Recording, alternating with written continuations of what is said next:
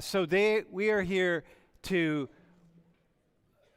I mentioned this last class, World in Conversation is recruiting for facilitators, and we're also recruiting for the stream team for next semester.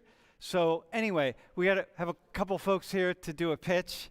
So do your pitch, man. What's up, guys? My name is Elijah. I'm one of the World in Conversation trainers. All of you guys have done the dialogues. So we're recruiting. There's going to be an info session tonight at 5 o'clock. If anyone is interested, whoever liked the dialogues or wants to continue to learn about more cultures, it's a great research opportunity and leadership opportunity. There's so many spaces where you can be a leader at Penn State, and World in Conversation is one of those. So if any of you really enjoyed your dialogue and thought it was great, please come to the info session in Pond, where you usually hold your dialogues, and we'll be in 123 Pond at 5 o'clock today after class. And so I'll be here, I'll stay after class, and if anyone wants to follow me out, feel free. But I'm going to speak in broad brushstrokes, because we have two facilitators that are from World in Conversation right now that are taking the class, and this is Morgan and Istvan. I'm sure some of you have had them, so I'm going to take it away and let them take it off and speak on World in Conversation. Morgan. So basically, World in Conversation, you might join it just to be able to talk about the awesome topics you get to talk about with your close peers. But I think it's a really awesome organization, and it really teaches you a lot about communication skills. You really can become a lot better of a listener, an active listener, and not listening to respond, not listening to react, listening to understand. And I think that really teaches you a lot about the people you're talking to and like the whole world, the people you're around, your friends, your relationships, your family. It really like strengthens your relationships when you're able to be a good listener and be an active listener rather than listening to respond. Nice. I'll just touch on like how it's applicable outside of the classroom. Like a lot of us are gonna graduate here and just work in teams in the professional world. So this is like, it kind of teaches you how to lead a team, which you'll eventually do. Bringing in people from every different background and getting them to understand each other, and letting them be the experts in like what they know, and bringing that all together. And you're kind of the person facilitating those kinds of conversations.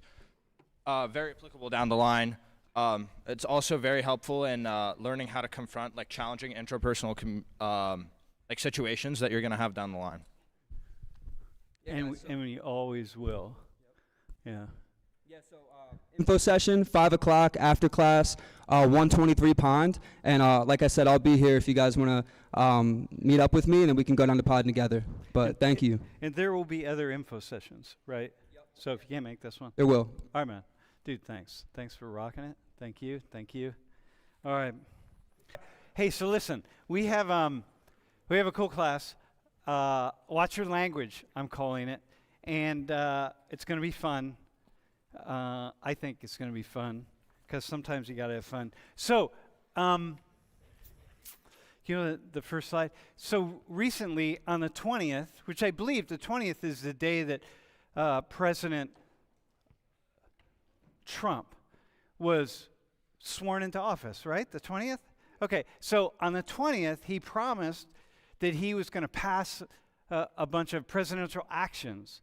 And so one of the actions that he promised was this restoring freedom of speech and ending federal censorship. All right, so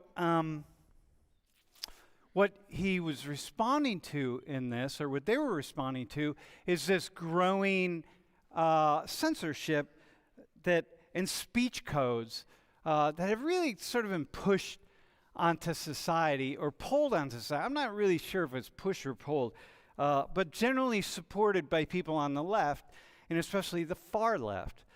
So like in this class, for example, there are a lot of things that I can't talk about today that I could have talked about 20 years ago. Things I can say, I'm not certain what to say. I'm really careful about what the things I say in this class, far more than I ever was 20 years ago. And that's largely owing to the left and the censorship and so on, that has just been pushed. The speech codes, like what, man, I have been attacked from the right, but I've really been attacked from the left, and the left is what scares me more, because that's like the cancel stuff. You know what I mean? So the right wing just wanted to get me fired, which, okay, I can deal with that. But the left wanted to get me canceled, and like, ah, damn, man. So anyway, so go to the next slide. Recently, last week or so, a couple weeks ago, there's word came out. There's this growing list of words that are being scrubbed from government websites and various documents. And in order, what they're trying to do is remove as many references to DEI, and then it extends into climate change, and it extends into vaccines, and a lot of other what are considered to be dangerous topics or problematic topics. So, ironically, one way to deal with the censorship of the left is to come up with these words that we're going to scrub from the lexicon, at least as regards the federal government.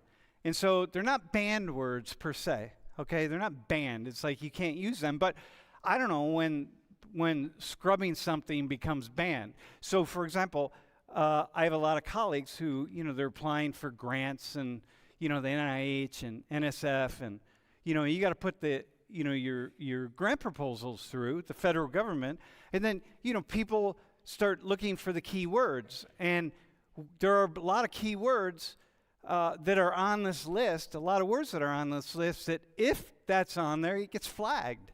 It's going to get flagged, and there's no official procedures that are taking place right now, that are in place, but, everyone's really aware that people in my world and people in a lot of worlds are quite aware that you don't want to be flashing these words around, because it could lead to your research not being funded, and one thing after another, right? So, but what is happening is a lot of on government websites and various documents, a lot of the words on this list are getting redacted or getting scrubbed, getting deleted.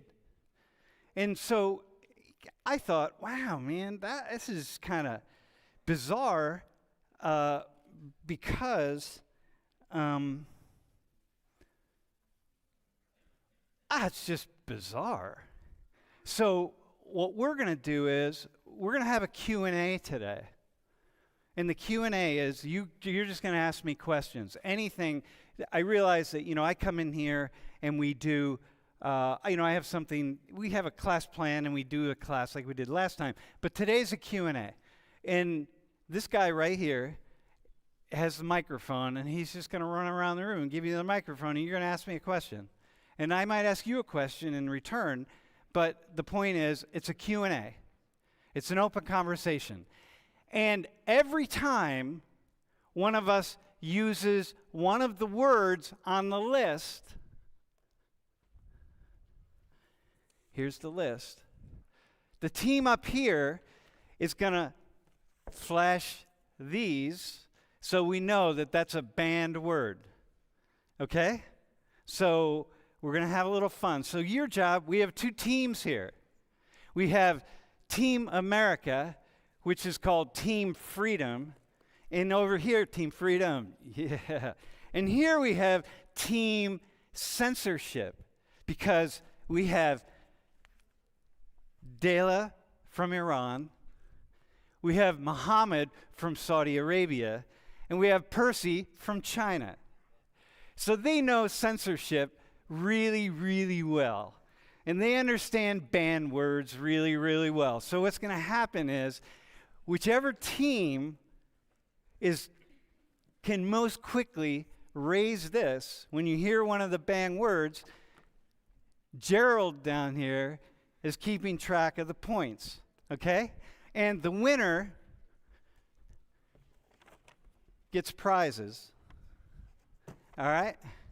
So, if you could introduce yourselves, and then we'll go.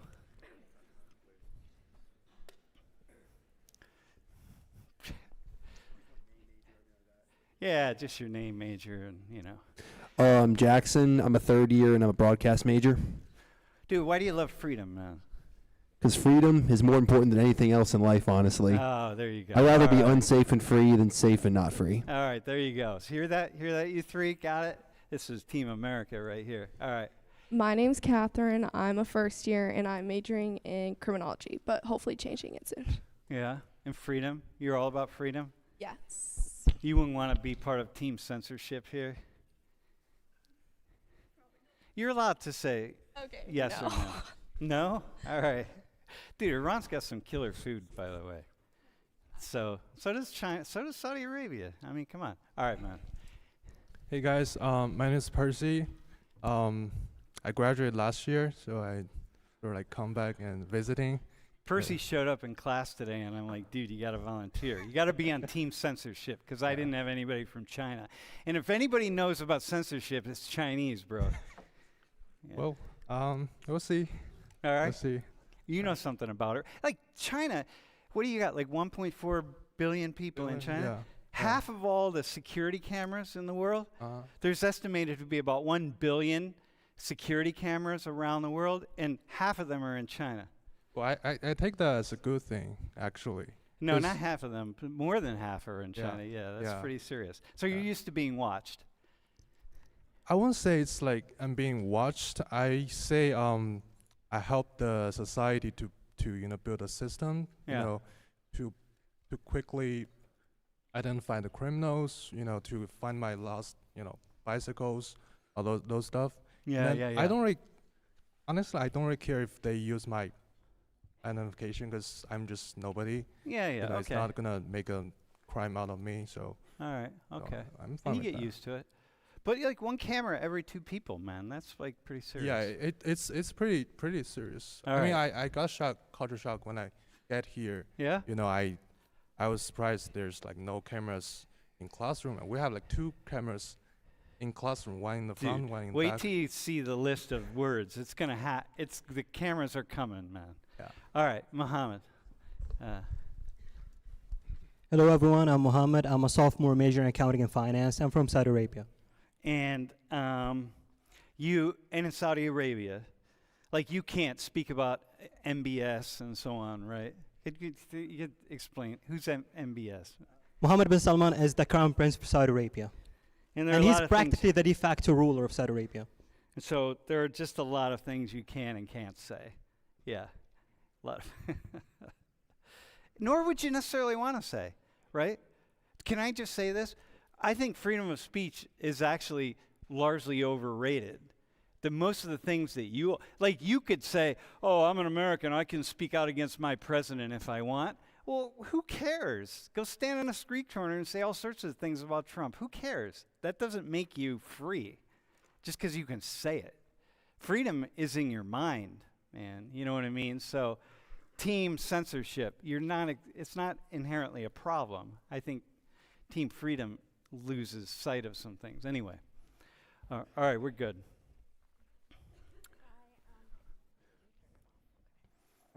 But hi, I'm Della. I'm a senior, majoring in criminology. It's pretty good. I don't know why you hate it, but yeah.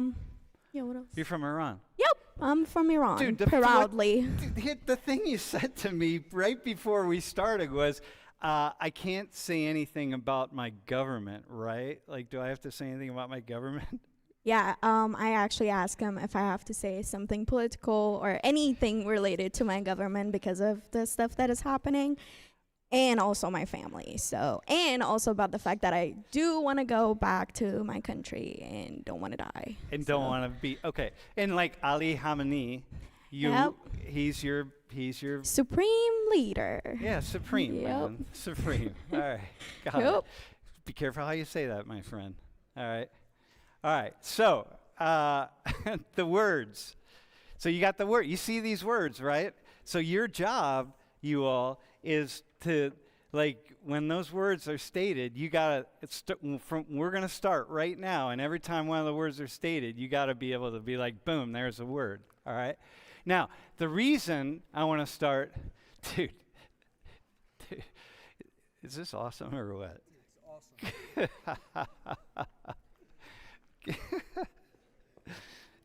All right. The reason I want to talk about this is because if we go to the next slide, this very class, race, ethnicity, culture, it may not even exist next year, right? Because wait, are these on the list? If they're on the list, you got to raise that. Like, all right, dude, you got to be the fastest one. You want to win the prizes. Be fat. Well, you're too late now. I thought you don't count. No. Anybody here? Start right now, man. Okay. I count. They count. Okay, you gotta everybody counts. restart then, because I didn't know that you. Well, count. they already won, so. Okay, whatever. Wait, is it just race or ethnic? They're all on the list. Oh, fuck. All right. Well, okay. Yeah, damn. Is that 3 points or 1 point? It's just one? All right. Oh, all right. Okay, so first off, anyone who has a question, because we got to start, whoever needs a question. So first off, for me, raise your hand if you have a question. She's going to bring a mic to you, man, because we're going to get started here really fast. For me, this is particularly, this hits close to home because this could be the last time this class ever gets taught as race, ethnicity, and culture.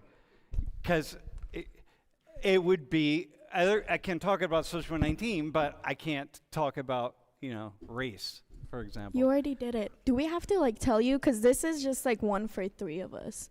Yeah, no, you gotta, whoever's fastest to grab. It's gonna get complicated because these were easy. You gotta look, that's a big list. It's a big list of words, people. All right, who's got a question for me? Anything at all.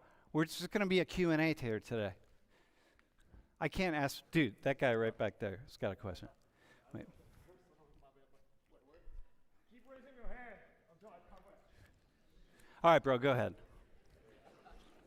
Dude, you're gonna lose 5 pounds today. Are you on? There you go. How do you feel about President Trump wanting to retake the Panama Canal? Wait, how do I feel about President Trump wanting to retake the Panama Canal? Reclaim the Panama Canal?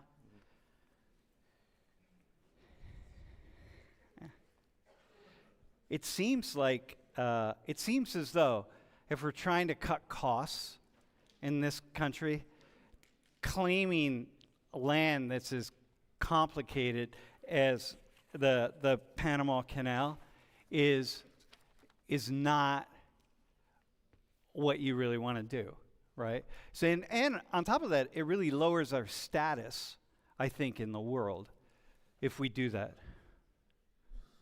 Dude, that's on what? Status?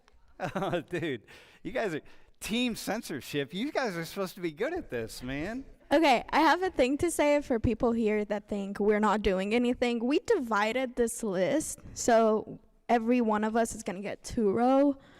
Oh, So okay, that, all right, and all also right. some of the words that you guys use is just so normal to us that we just don't even see it. Oh my God! All right.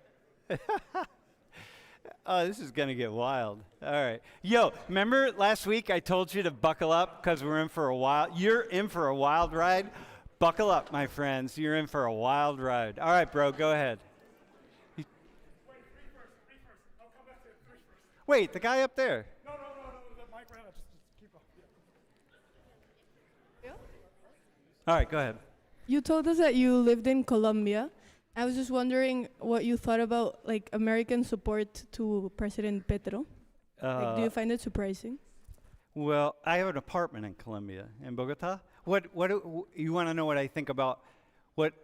People in Colombia don't necessarily agree with Petro, and he has been very controversial. Yeah. But here in the U.S., there's a surprising amount of acceptance. Do you find that Well, there was certainly with Biden, but I think Trump is he hasn't said really much at all about Colombia, has he? I Trump? think he sent some illegal immigrants back, and Petro did not want to accept them. So people were approving of him because he was defending. Yeah. I can imagine Trump not being very supportive of Petro. Petro is the president of Colombia, who is pretty far left. Yeah, very far left. Wait, was that one? The Westerners have 5 and the Easterners have 0. That's all right. 5-0. Yeah, because that's American power, dude.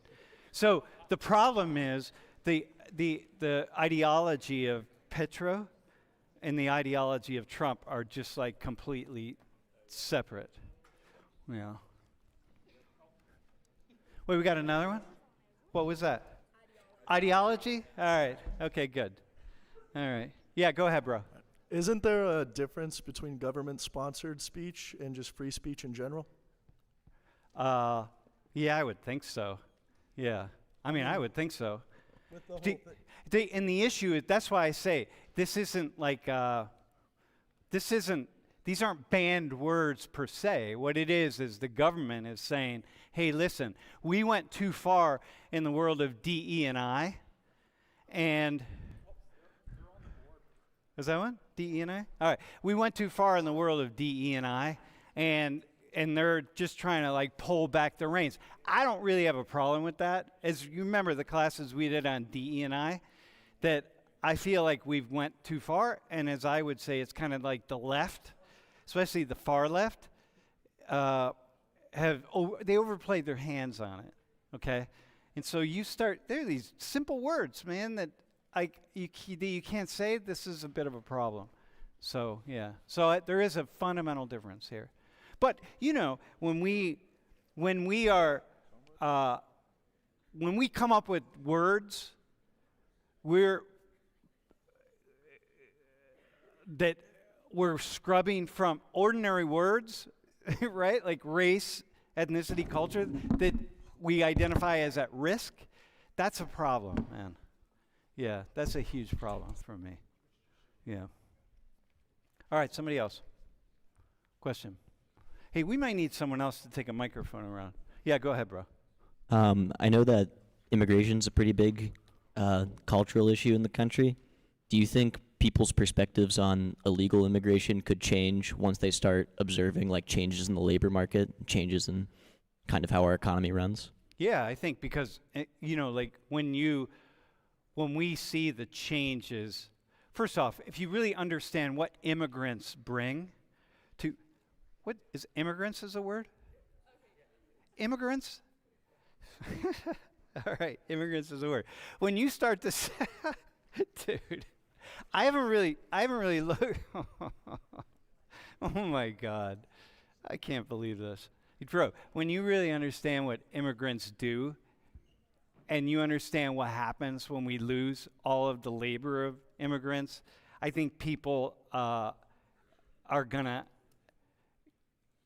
really rethink a lot of things. Yeah, but at the same time, I also understand the sense that people have the feeling that immigration or illegal immigration or undocumented immigration, whatever is out of control. But I also would like to say the following. When I started studying for 2 years, during my master's and the beginning of my PhD work, I studied immigration, illegal immigration, pretty extensively. And there were an estimated 10 to 11 million undocumented people here in the United States. Okay? Today, the estimate is 10 to 11 million, maybe 12 million. It hasn't changed. And so there is a way in which what has changed is that people are more aware of the issue.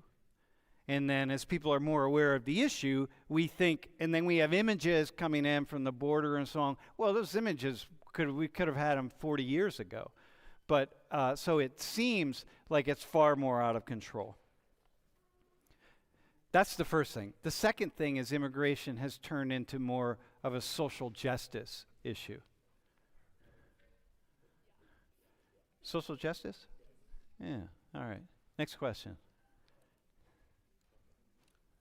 Professor, you've told us in the first class especially that I think there are 4 or 5 countries in the world who have not seen this class.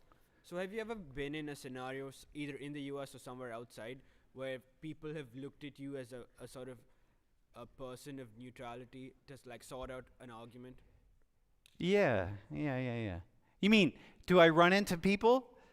Like whenever you travel, Yeah. Or when you go anywhere, either Yeah. in the state or outside the state, if, and there's going to be, or there was a potential conflict that was going to happen, either verbal or physical, has anybody ever like looked at you and it be like, Sam, can you just sort this out for us? Like, who's in the wrong? Something like that, per se. I think I run into people a lot when I travel. So on my most recent trip, I ran into a guy at the airport from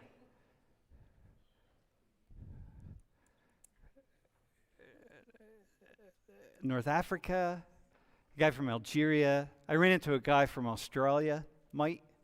And the Australian guy, I actually took a video with him, and he said, the reason I watched your class is because, first off, I want to know the way Americans are thinking, because we think Americans have lost their minds, right? So he says, I get a chance to hear what Americans are talking about and really understand the ideology of young people in particular, right? And so, and he said, I like hearing from you because it feels like you're not really taking sides. You're just kind of provoking and pushing and, yeah.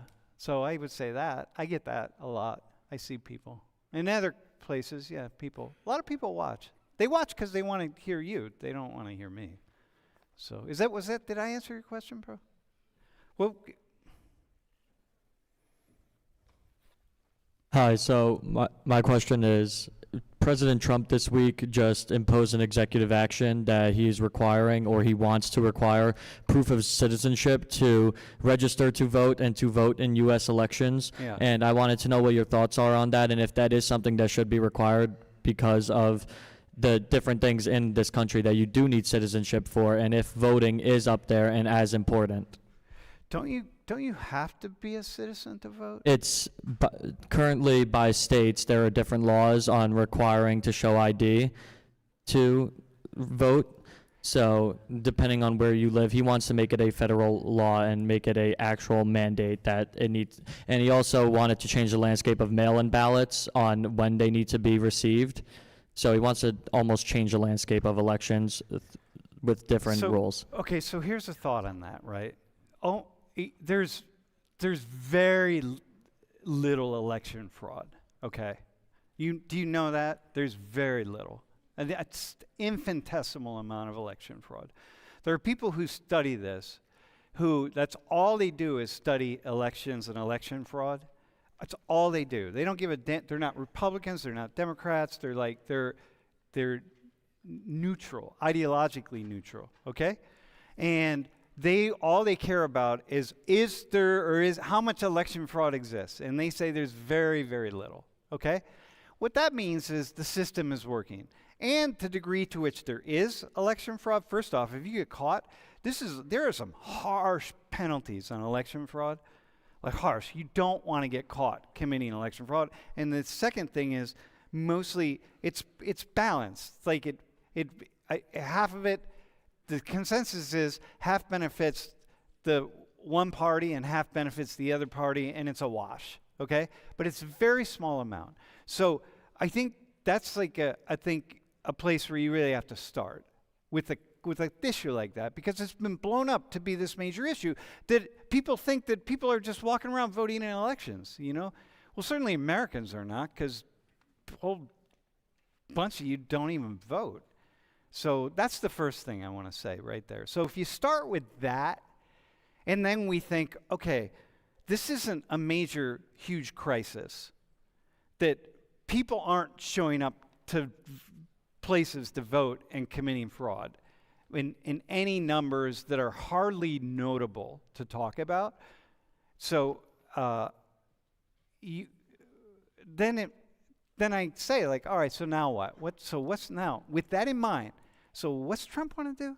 Like, what's he want to do? Now, do I think it's a problem to ask people to show some ID when they vote? No, not at all. I mean, come on. But there are a lot of people who don't have ID for whatever reason. And then I say, listen, if you can't figure out how to get ID, maybe you can't figure out how to vote. What are you voting for? Who are you voting for? Like, come on, man. Like, damn. Okay, but Irvin here will tell you all sorts of stories, because we know a guy, for example, who has no ID. He has no ID. A friend of Irvin's, who's also a friend of mine, he can't get ID because something happened at his birth, and it's like he doesn't have ID. It's like nothing, man. The guy can't vote, even though he's free to vote, eligible to vote. So there are issues like that, okay? So anyway, that's what I would say.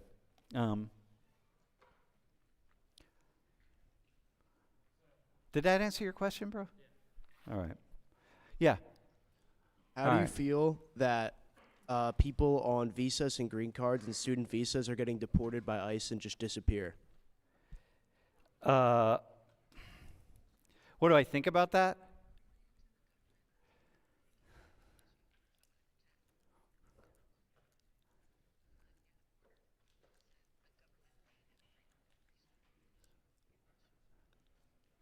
Hang on, I'm listening to somebody in my ear. Sorry, bro. All right, so here's the problem with people being deported. I mean, this is an issue here a little bit, right? I just watched this video of this woman up in Connecticut or Massachusetts.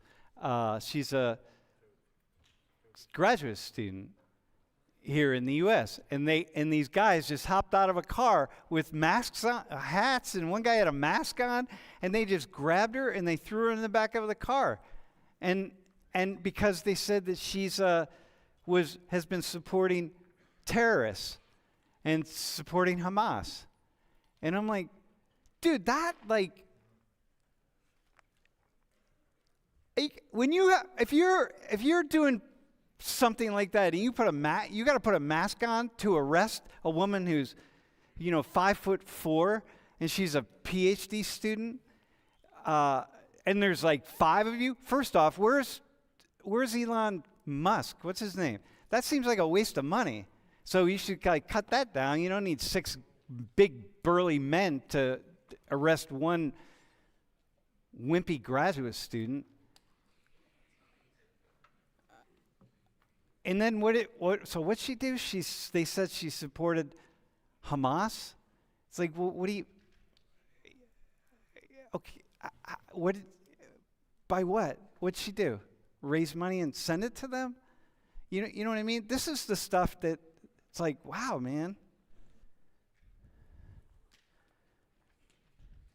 Yeah, I don't know. It makes me just go, whoa. Did I answer your question, bro? Are we good?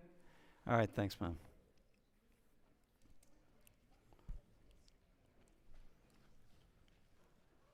When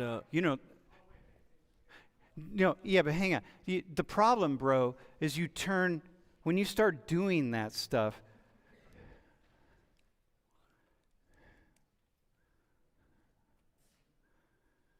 you just, it's a slippery slope.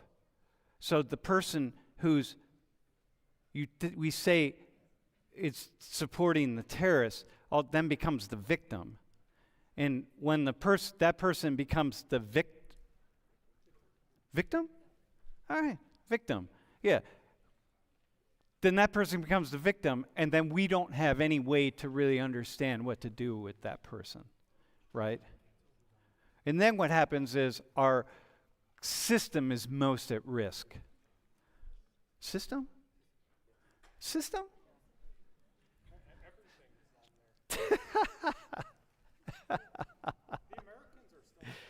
The Americans are still winning? Dude, Team America. All right, who's next? Well, you got a question? When you say this class might get canceled, to what degree of certainty, or how much do you feel that that could be a reality? No, I would get canceled. Oh yeah, the class would. No, the class would have to just change its name, So we could be, I don't know, we could come up with a cool name, just like, well, I would call it like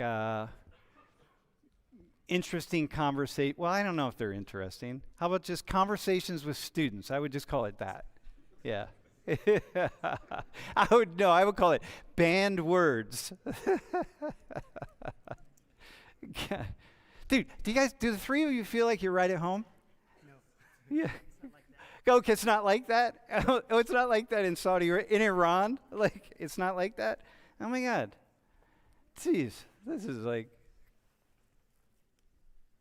all right, what do you got, bro? Go ahead, man. I've heard a lot about American reputation and status amongst the international community, and I was wondering to what degree would you... Dude, you just got three. You just got three right there. Mr. Marine Corps. You were in the Marine? No, you were in the Army? I was airborne infantry in the Army. Mr. Airborne Infantry in the Army. 82nd? Yes, sir. You got three flags, all right, my friend? Oh, no. The They're going to deport me. Team Censorship picked them up. So, yeah. So, yeah, I've heard a lot about... We're going to deport you back to, where were you, in Afghanistan? Yeah. We're going to deport you back to the Taliban. They probably won't like me very much.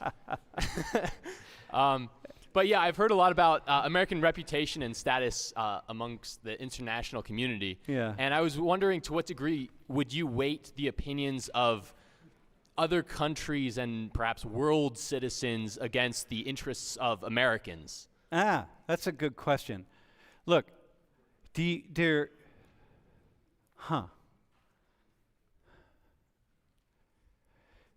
Look, other countries are going to be biased in some way, right? For their own, they're going to see things they want. First off, every country's.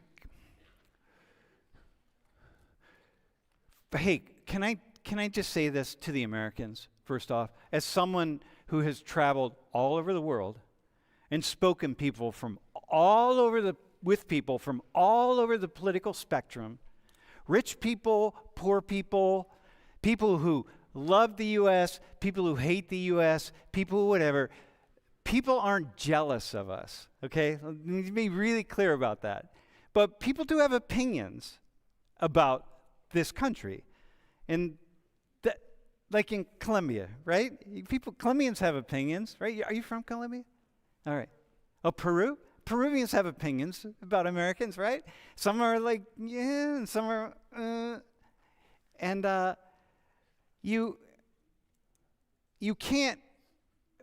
we can't make our decisions based on what the opinions of other people are. And we have to be really, those of you on the left who are really critical of the U.S. or really critical of Donald Trump or whatever, don't just listen. Find people in other places who are critical and think like, oh, look, they hate us or they whatever. It's like, you don't listen to them. Like, whatever. No, it's about, you got to do what you need to do as a nation. So our president, just like Biden before him, and before Biden it was Trump, and before Trump it was Obama, the president and the administration, they're always going to do what they think is best for a nation, okay? And that's their job. They're elected to do that. They're not elected to look out for other countries. They're elected to look out for this country. And that's what the Trump administration is doing, just like the Biden administration is doing. So, that's the job. So it's okay.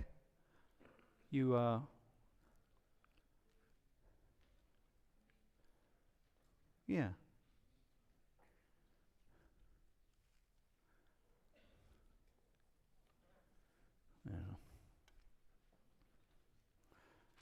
All right. Who we got? We got somebody? Can you describe the criteria for a word to be on this banned list? Because words like immigration, that's a legal term for a process. It can't just be like scrubbed from all government sites. Dude, I have no idea. I just got the list. The list is out there in the world. It's being added to every day. They just added measles to the list, right? I don't know what the measles. I guess like anti-vaccine is that on the list? Anti-vax? Fuck. I don't know. Somewhere in the government, someone has decided that you can't put measles. You can't talk about measles. I don't know what the situation is that measles would end up on the list.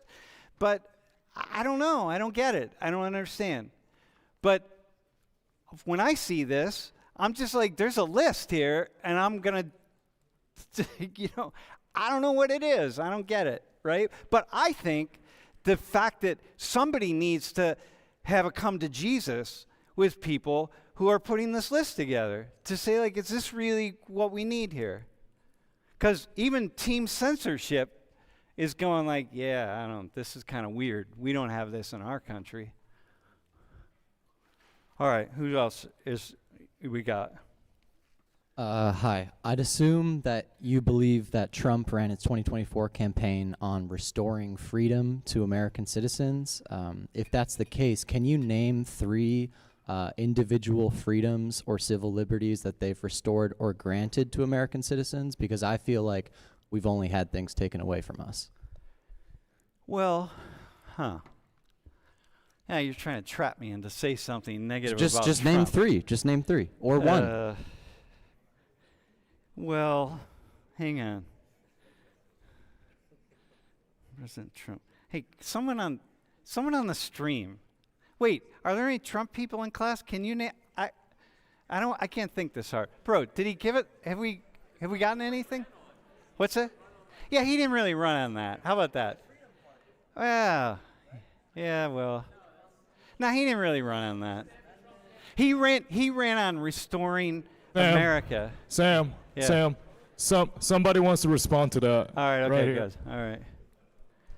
What's up? It's Nate. How we doing? Yo, so what's up, bro? So one of the things that I know for a fact, rights-wise, we still have, would be like our Fifth Amendment right, the right to remain silent, and then also just if you look at like interrogation. So if you go to Canada and they're interrogating you and you want to invoke your rights to remain silent, they can still interrogate you. Yeah, they can. Here, what's that?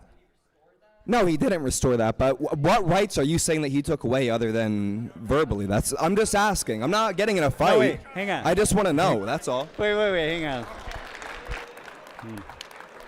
Hang on.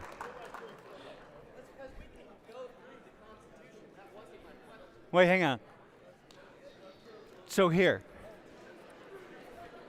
Bro. Wait, though, hang on. Bro, can you, G-Dog. Shush. Joe, can you give the mic back to him? No. Bro, listen. Is it kind of,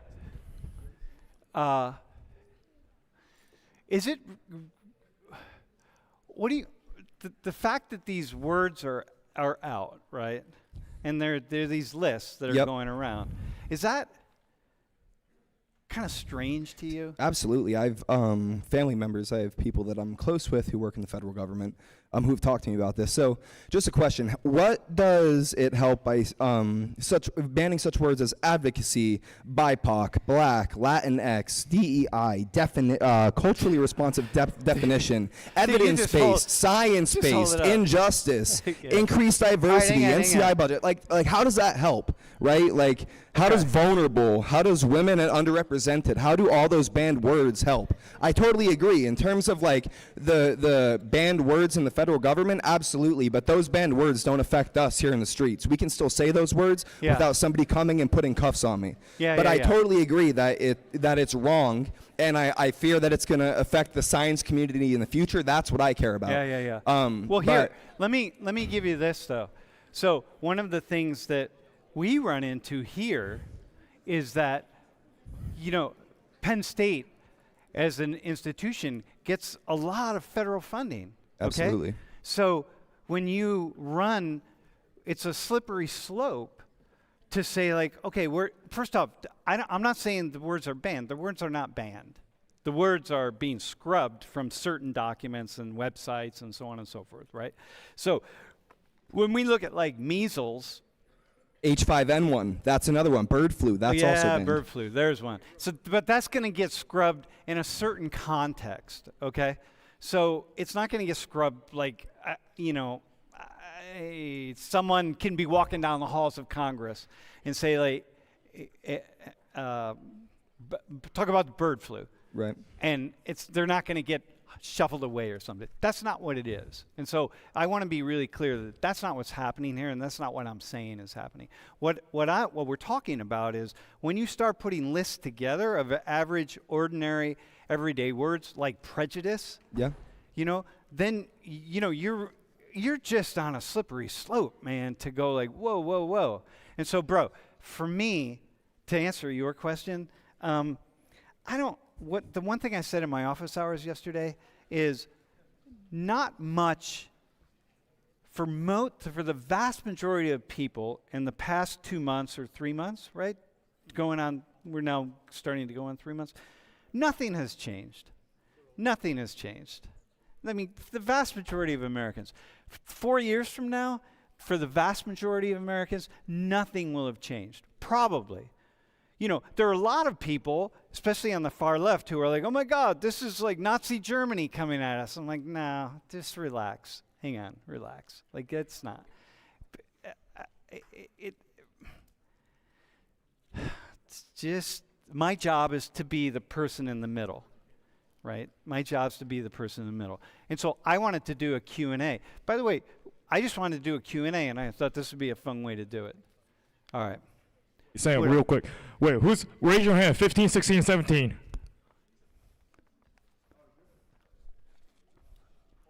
Yeah. Hi. So, given the importance of diplomacy in international relations, how do you interpret J.D. Vance and President Trump approach in the conversation with President Zelensky? Do you think it could have any significant implications for U.S., Ukrainian, and European relations? Wait, who's asking the question? Where are you? I'm all the way on the back here. Oh, there you are. Okay. Well, listen, man. Let me just, if you haven't, you're referencing a meeting that they had a couple weeks ago in the White House with President Trump and Vice President Vance or Pence or Vance, right? It's kind of interesting. And President Zelensky and a few other folks, right, had, in which they really came at him, Zelensky, pretty hard, really hard. It was not very diplomatic, let's say. And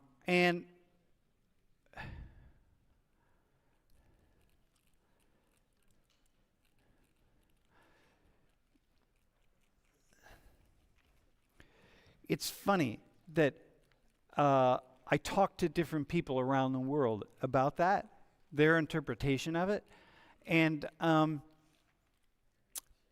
people had very mixed thoughts about whether they were being really undiplomatic or however it was interpreted, which I found really fascinating because I personally thought, like, wow, man, like y'all are, it just didn't seem like, it does not seem to me like you talk about your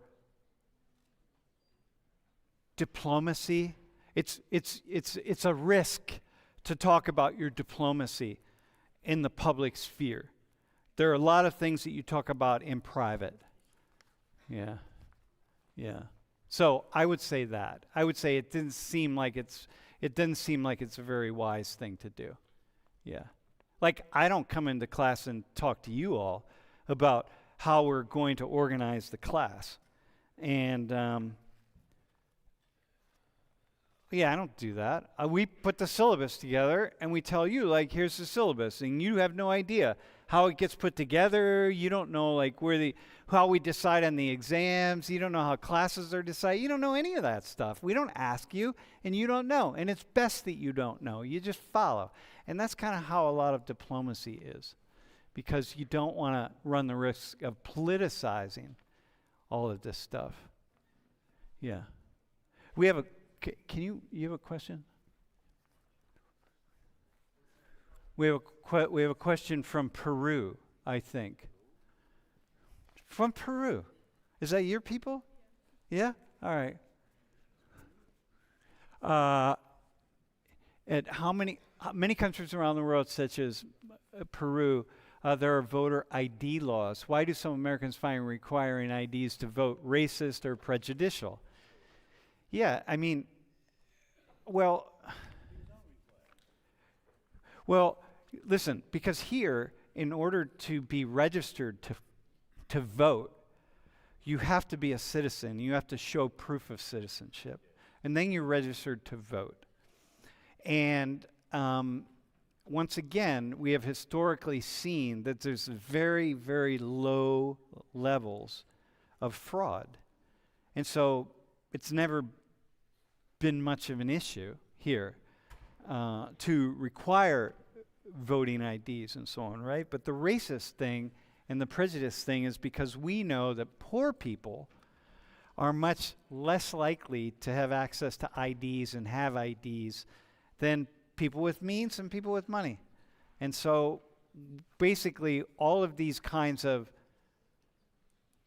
laws and policies or procedures we put in place create some kind of bias against certain groups of people, okay? And they're discriminatory. People argue. For me, I have the idea that, well, first off, I don't know.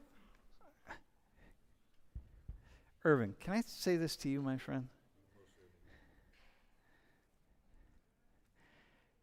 It is very strange to have a system of voting. Can I say it to my three friends here? I think Iran and Saudi Arabia and China and so on, right? It's very strange to have for me, to have a system in place where people are elected on the basis of votes by individuals, in that my vote, like a person who really thinks and thinks and thinks, is equal to the vote of somebody who has absolutely no idea about anything at all. And that my vote is just the same. It's a really strange thing, man. It's a very, very strange thing. So, Ed from Peru, like, I find that to be really odd. I don't know how else to do it, but I find it to be very odd. All right. But anyway, that's where the racist or prejudice thing comes from. That, yeah. All right. Next one. Who do we have? Hi. Wait, where are you? Here. So you gave a TED talk about empathy, and then No, empathy's on the list. They just put it on. Someone just put it on. I saw it before class. Sucks.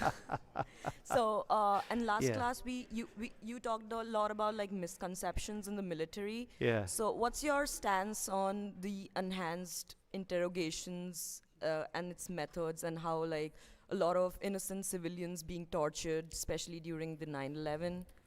Well, and like how a lot of them call the military inhuman.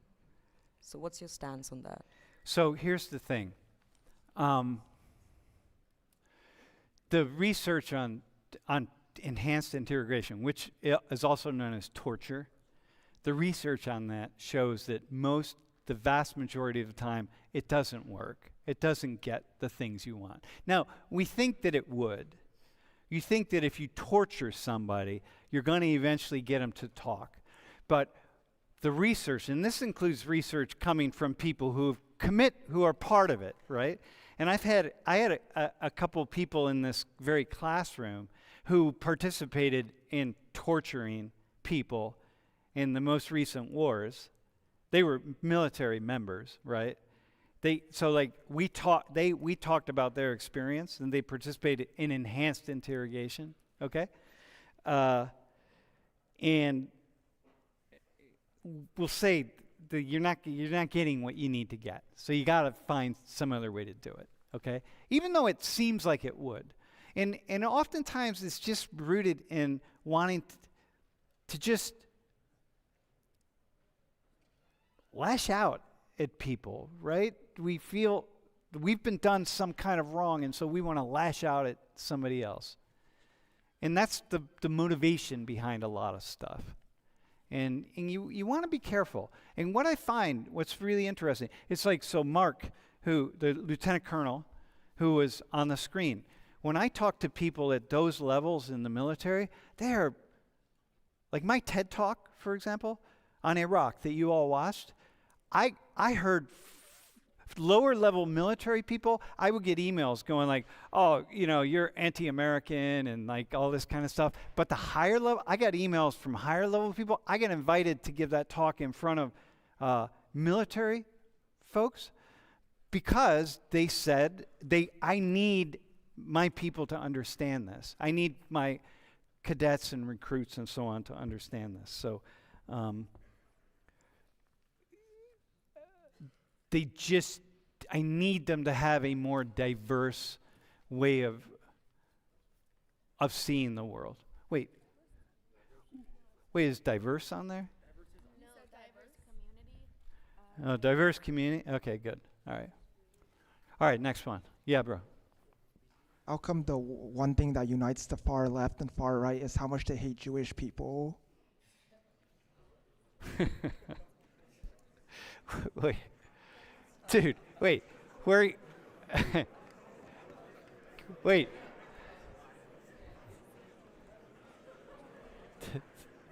Dude. Wait, is there Bro, where are you from, by the way? I'm from USA.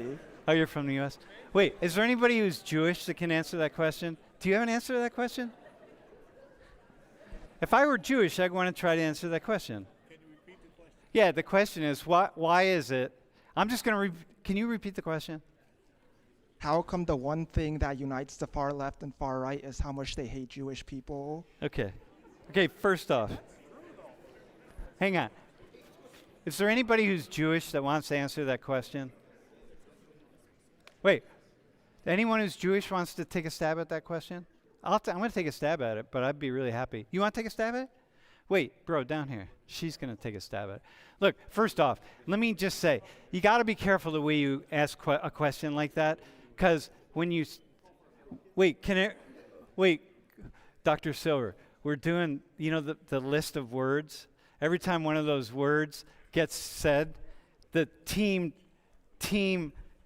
so Iran, Saudi Arabia, China, Team Censorship is in competition with Team America, Team Freedom, to see who can raise this fast enough when one of the words gets said in the classroom. Thus far, where are we at? How many words?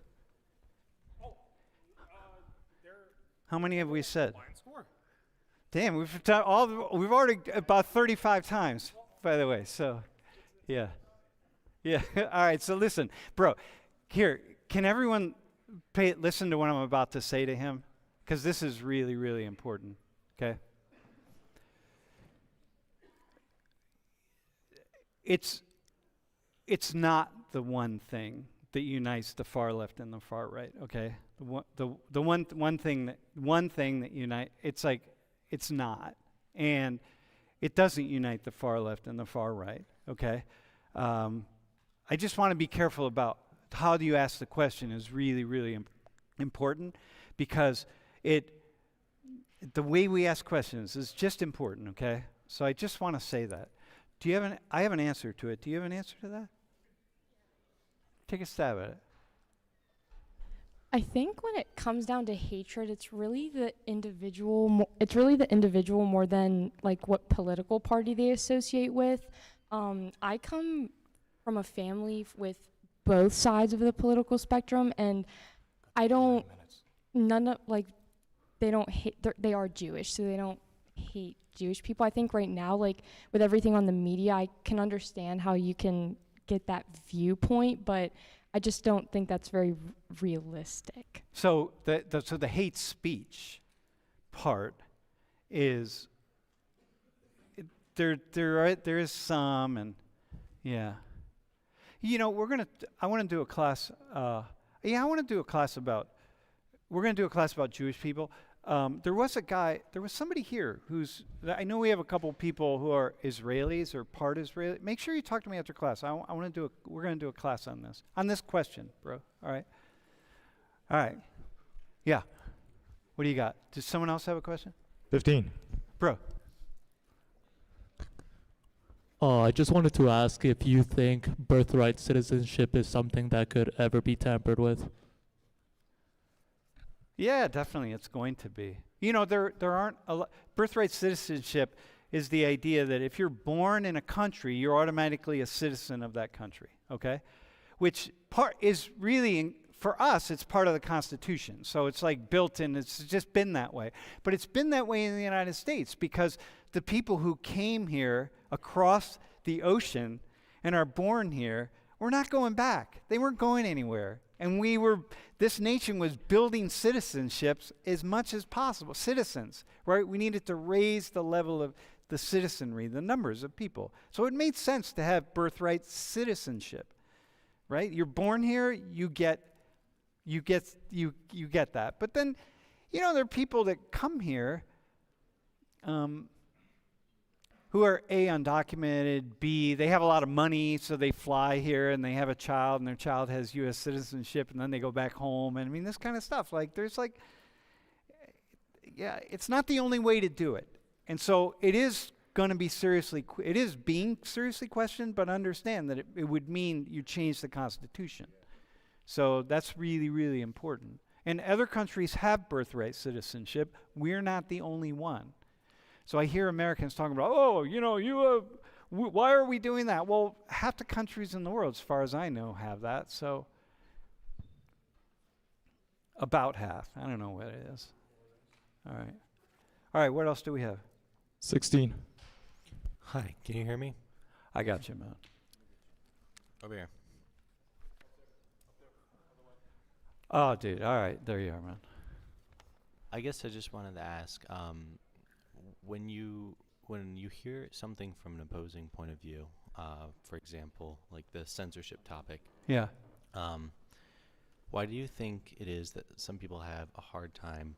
Like when you group together the censorship topic all together, it's like, it sounds so silly. Words like diverse being banned. No, again, not banned. Remember, not banned, but not banned. censored. Yeah, censored in some kind of way. You have to be careful about how and where you use them. That's what's going on here. Right. Which I don't inherently, I mean, I'm like, the problem with this, it's a slippery slope, man. You start going down this slope and like, whoa. But Americans we're pretty hardcore, man. We're not going to let this thing go on very far. Yeah. Right, yeah. Okay. But just with topics like, just for example, that one, do you think that is difficult to understand why somebody might be doing something like that? Like, I know the gentleman up front asked a question about, like, what positive impacts has the Trump administration had so far? How have they enhanced our freedom? Right. Yeah. Which is a fair question. Of course, yes. And I'm not opposing. I just would like to ask, like, can you not understand why it is that he's doing some of the things that he's doing? Yeah, or definitely. do you understand why he is doing those things and you just don't agree with the motivation?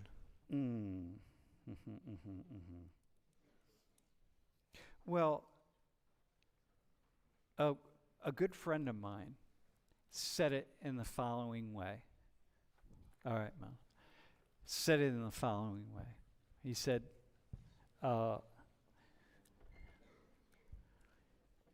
very smart guy a really, really smart person in his mid-80s, okay? He said, Sam, there are times when you just have to change the clothing that you're wearing. Just change the jacket. And just put yourself in a different space. See the world in a different way.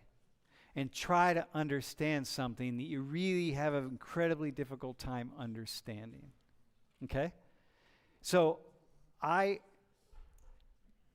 think it's very difficult for human beings to do that because we put ourselves in some space where the world is complicated, and we finally get ourselves to a place where we think we can understand a little bit of it, especially you all at the age that you all are at. You're just trying to hang on to the little crumbs of understanding, and then someone comes along and just pulls the rug out from under you.